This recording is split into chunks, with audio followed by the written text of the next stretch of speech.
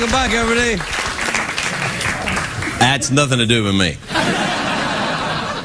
My first guest tonight is an American, well, a Canadian legend, let's be honest. He's a legendary actor. He's got a new film, William Shatner's Get a Life, which premieres at Comic-Con on July the 14th, and it's on Epix on July the 28th. Take a look at this. Can you imagine how I feel after being in hundreds of Star Trek conventions and asking myself, who are these people? My name is Maxi Panning, and I'm here for the convention from Germany. I met my wife here, and what got us together was our mutual interest in Star Trek. See, I thought I got it, but I didn't get it. I never fully comprehended the levels to which this science fiction show reached into the souls of people.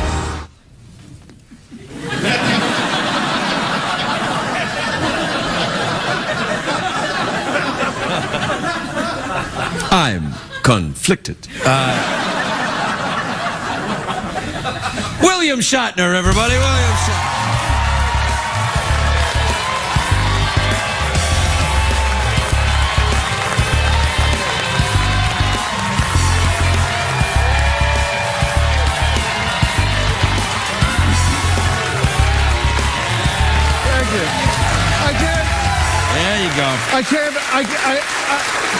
Thank you, I appreciate that.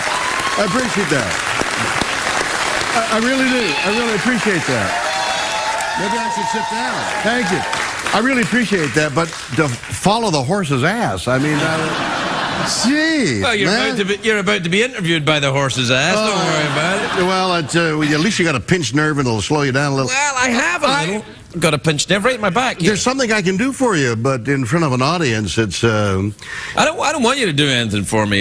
You're not a licensed chiropractor, Bill. You're Canadian. What does that mean, a licensed chiropractor? Well, I mean, you have to study for years. Oh, well, study what? What do you study? People's backs. And their bones. But you got a shoulder, you got a thing, you got to go out of here. Oh no! What else do? They go, excuse me, and they're gonna go, and you hear crinkle, crankle, and your spine goes. Crinkle, crankle is what you want to hear. That's when you know you're getting better. I can get you crinkle, crankle. Don't worry about it.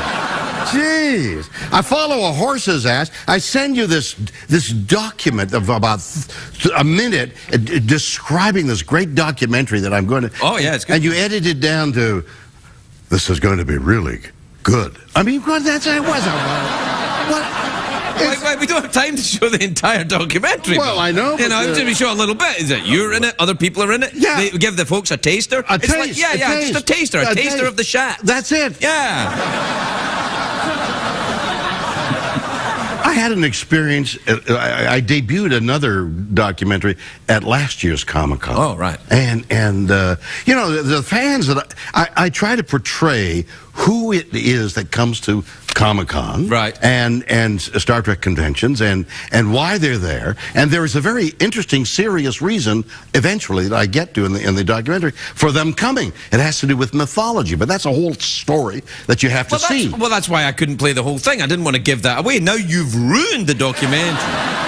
Because now people will know it's about mythology, and they'll say, oh, it's about mythology. That's what they're going to... But it's more than mythology. There's no more than mythology. Are you crazy? There's God. What? Are you saying... I stopped you, didn't I, you little Scotsman? Eh? Stopped you in your tracks when there was G-O-D. Wow! Oh! Well, I was just going to say, I mean, because God was involved in Star Trek. I didn't know.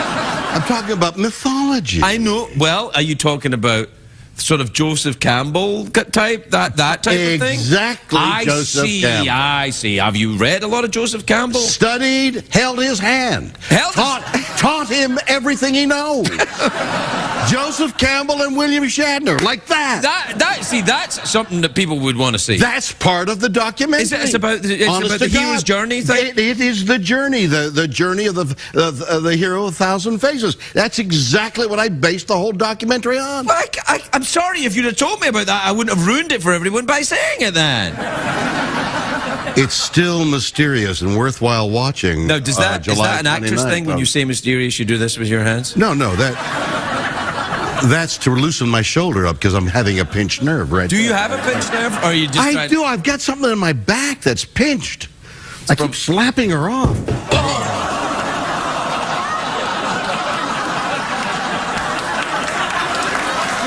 Yeah, that's right. Yeah. Wait a minute. See, I got a problem. Ordinarily... Oh, you've got a problem. All right. Ordinarily, good manners would require me to bend down and pick that. Don't But do that. I got a pinched nerve. Yeah. You can't do that. And I got a pinched nerve, too. So. Right, so let it Well, you know what? soak into What we the can floor. do is we'll have the horse come out and roll. Have you got that kind of power? I don't know. But I say we give it a shot. Give it, and you got to give him a I'll big give him a signal. thing. The thing, All right, then. We'll see if it works. You got a button, and the horse comes out with a button? Yeah. It's a doorbell sound. If the horse hears the doorbell, he'll run out. Let me hear this. Who's out at the door? And the horse runs out. Roll! Oh, he's rolling!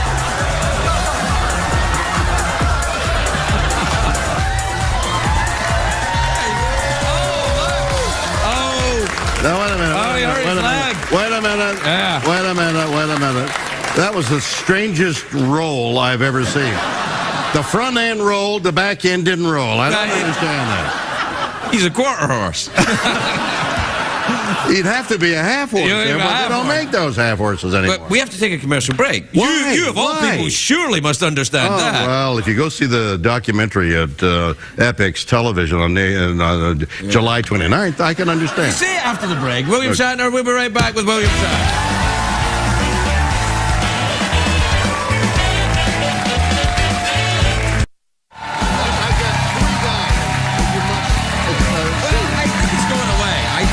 I did it when I was boxing a little bit. Welcome back, everybody. Welcome back. I was here with William Shatner. He's got stuff going on. Well, I do have stuff going on. I mean, I went to Africa, to South Africa this past week. Why? Well, I had a job there. I had to do something for 5 days. Then I went on safari, and I got on an elephant. You got on an elephant? Well, yeah, but the thing I wanted to tell you that was so embarrassing. I mean, the elephant, more than getting on the elephant. You have to ask me back, and I'll tell you the story about the elephant.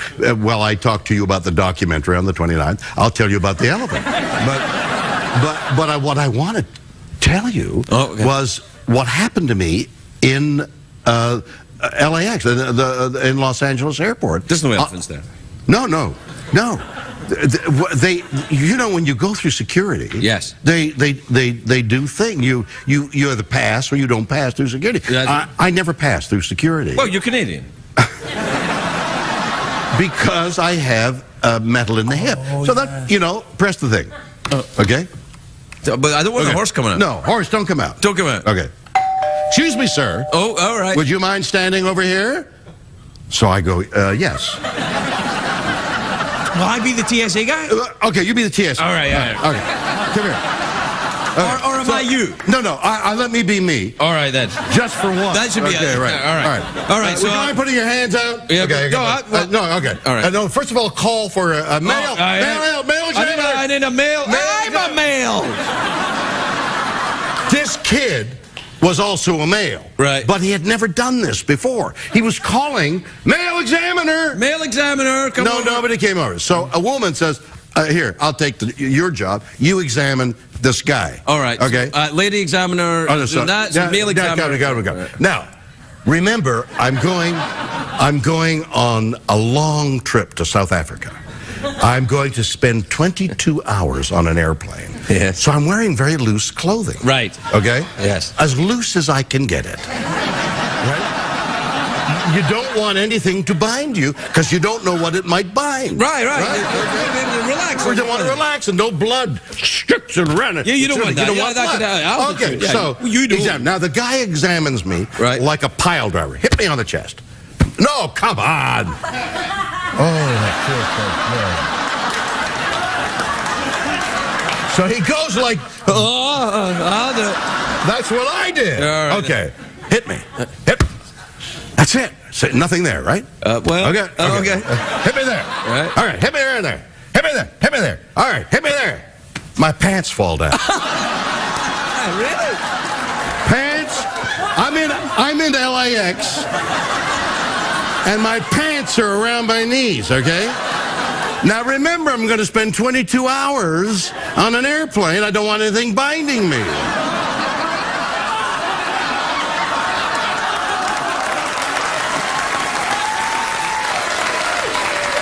So he's got the wand in his hand, right? He's not the only one by the sound of it. So he's got the wand in his hand, and he's looking at me, and he does this, and he says, "Are you carrying a weapon?" And I say, "Not since I was 80. That's funny. It really happened. Yeah, that's funny. All right, sit down, really sit down. Yeah, I'll go around the other way. Okay, no, pinched nerves. Scoot up. No. I'll just go around here. Most of that really happened. I was standing there with my pants down. Well, you didn't actually have your junk out there. You didn't have the full starship out there for everyone to see. You can't see a starship at night. It just floats through. He said it was awful. It was the most embarrassing thing probably that has ever happened. Because people look, like, you know, the audience looking, and they're all trailing through. It's not. Well, they can see it, and they can see it's William Shatner, it's Denny Crane, it's Captain Kirk. Well, I never saw. Look at that. He's got his pants on. I mean, he must be, you know. Well, listen, we're out of time. So when did that happen? About 10 minutes. 80, actually. That's when happened.